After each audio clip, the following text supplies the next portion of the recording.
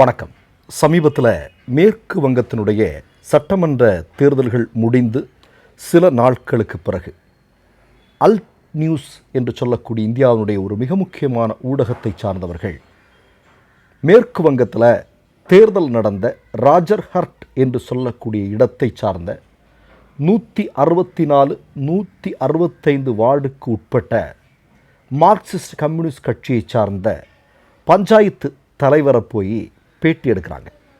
ஏன் பேட்டி எடுக்கிறாங்க அப்படின்னா, இந்த ராஜர்ஹட் என்று சொல்லக்கூடிய இடத்துல, குறிப்பாக அந்த நியூ டவுன் என்று சொல்லக்கூடிய அந்த தொகுதியில் சிபிஐஎம் என்று சொல்லக்கூடிய இந்தியாவினுடைய முக்கியமான கட்சிக்கு ஒரே ஒரு ஓட்டு தான் கிடச்சிருக்கு. ஏன் அதை எல்லாரும் இவ்வளோ ஆச்சரியமாக பார்க்குறாங்க, அதிர்ச்சியாக பார்க்குறாங்க அப்படின்னா, அந்த 164 அப்படிங்கிற அந்த வார்டு பகுதியில் 88% இஸ்லாமிய மக்கள் வசிக்கக்கூடிய பகுதி. உங்கள் செப்டிக் டேங்கில் துர்நாற்றமா வழிந்து வருகிறதா? நோய் பரப்பும் கரப்பான் கொசு தொல்லையா? கவலை வேண்டாம், கிளீன் செய்ய லாரி வேண்டியதில்லை. பிரிஸ்டினோ வாரியர் செப்டிக் டேங்க் கிளீனர் ஒன்றே போதும். அந்த பகுதியில் சிபிஐஎம் மாதிரியான ஒரு கட்சிக்கு ஒரே ஒரு ஓட்டு கிடைச்சது அப்படிங்கிறது ஒரு மிகப்பெரிய அளவில் அதிர்வலைகளை உருவாக்கியது.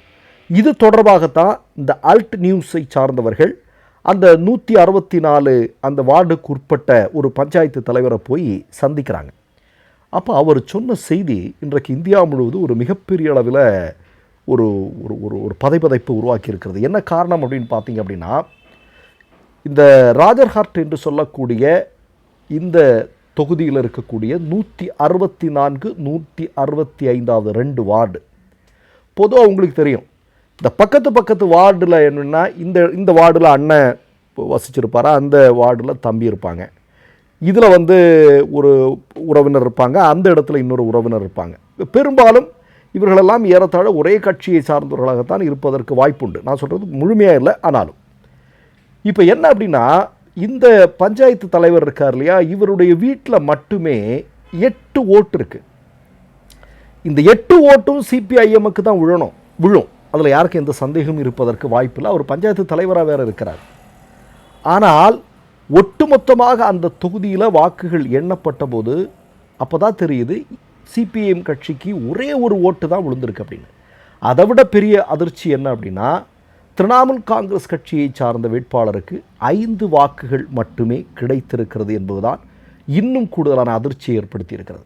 இப்போ நீங்கள் பார்க்கணும் என்ன அப்படின்னா, இந்த தொகுதியில் ஏறத்தாழ 2.5 லட்சம் வாக்குகள் இருக்கிறது. இந்த தொகுதியில் பாஜக வெற்றி பெறுகிறது. எவ்வளோ வாக்கு வித்தியாசத்தில்? 316 வாக்குகள் வித்தியாசத்தில் அவர்கள் வெற்றி பெறுகிறார்கள். இப்போ என்ன அப்படின்னா, மொத்தமே 18 ரவுண்டு அந்த தொகுதியில் வாக்கு எண்ணிக்கை நடந்திருக்கிறது. 17 ரவுண்டு வரைக்கும் பிஜேபிக்காரன் பின்னாடி தான் இருந்திருக்கிறார். பிஜேபியினுடைய சார்பாக வெற்றி பெற்ற எம்எல்ஏ 17 ரவுண்டு வரைக்கும், 17 சுற்றுக்கள் வரையிலும் பின்னாடி இருந்திருக்கிறார். 18வது சுற்றில், அதையும் நான் சொல்கிறேன், இந்த 164வது வார்டு இருக்கு இல்லையா, இந்த வார்டை சார்ந்த வாக்குகள் எண்ணிக்கையினுடைய முடிவில் தான் என்ன சொல்கிறாங்க அப்படின்னா, 316 வாக்குகள் வித்தியாசத்தில் அவர் வெற்றி பெறுகிறார் என்று சொல்லப்படுகிறது. இது இன்றைக்கு ஒரு மிகப்பெரிய அளவில் மேற்கு வங்க அரசியலில் ஒரு அதிர்வலைகளை ஏற்படுத்தி இருக்கிறது. அல்ட் நியூஸ் தான் இதை வெளிப்படுத்தி இருக்கிறார். நமக்கு எல்லாருக்கும் நல்லா தெரியும், இன்றைக்கு எஸ்ஐஆர் மூலமாக இந்தியாவில் இருக்கக்கூடிய தங்களுக்கு வாக்களிக்காதவர்கள் என்கிற ஒரு பட்டியலை வைத்துக்கொண்டு, அதிலும் பெரும்பாலும் நீங்கள் பார்த்தீங்கன்னா முஸ்லீம்களுடைய வாக்குகள் இல்லாமலாக்கப்படுகிறது. இப்போ சில தினங்களுக்கு முன்பு கூட ஒரு முக்கியமான செய்தி, பங்களாதேஷிகள் என்று ஒரு 7 பேரை தூக்கி வெளியே தள்ளுறாங்க. இல்லை அவர்கள் இந்தியாவில் வாக்குரிமை பெற்றவர்கள், வாக்களிப்பதற்கு தகுதியானவர்கள் அப்படின்னு, இந்திய குடிமகன்கள் அப்படின்னு சுப்ரீம் கோர்ட் ஒரு மிக முக்கியமான தீர்ப்பு கொடுத்து அதுவும் ஒரு மிகப்பெரிய பேசுபொருளாக மாறி இருக்கிறது. அப்போ நீங்கள் பார்த்தீங்க அப்படின்னா, பல கோடி மக்களுடைய வாக்குகளை திட்டமிட்டு இவர்கள் நீக்கம் செய்கிறார்கள். அப்படி நீக்கம் செய்ததற்கு பிறகும் கூட அங்கு தொகுதியில், இந்த ராஜ்கட் என்ற தொகுதியில் பெரும்பாலும் முஸ்லீம்கள் தான் இருக்கிறார்கள்.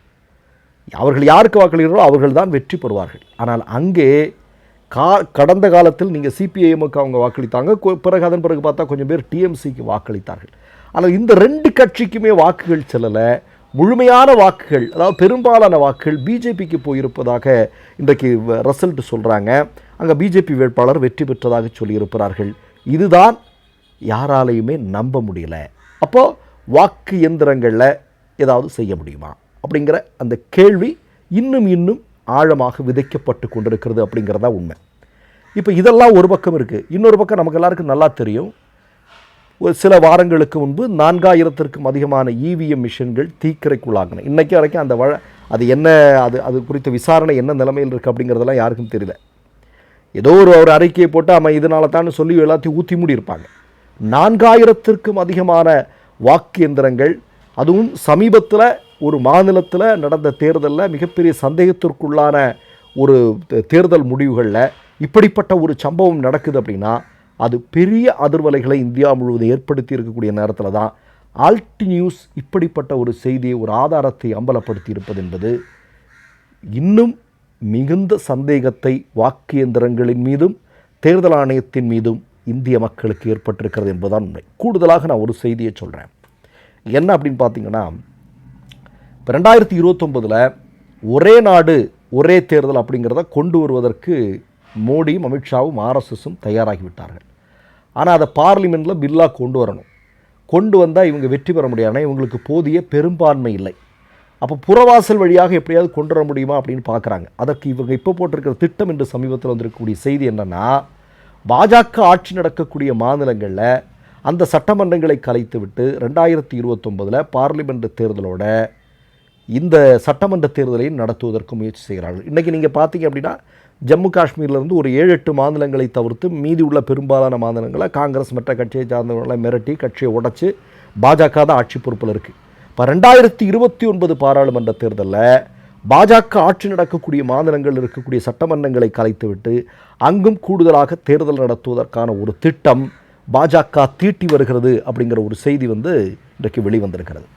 நமக்கெல்லாம் தெரியும் கொளத்தூரில் என்ன நடந்திருக்கு அப்படிங்கிறத திமுக காரரை வெளியிட்டிருக்கிறாரு.